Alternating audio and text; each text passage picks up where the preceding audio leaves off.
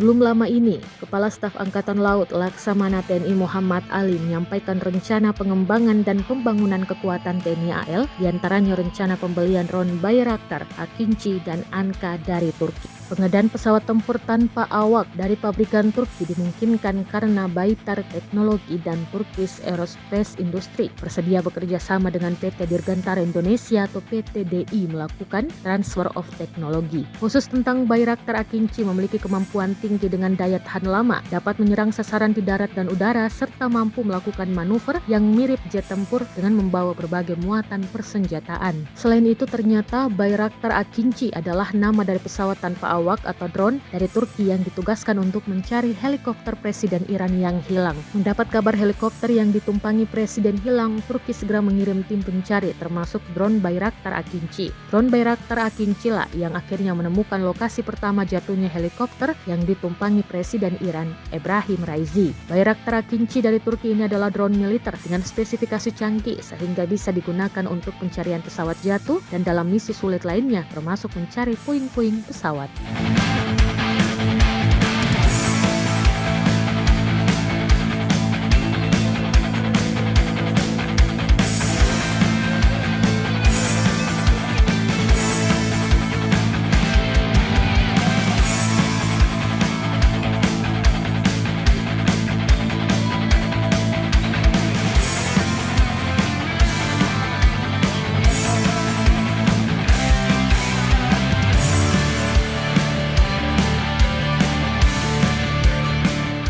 Download Tribun X sekarang, menghadirkan lokal menjadi Indonesia.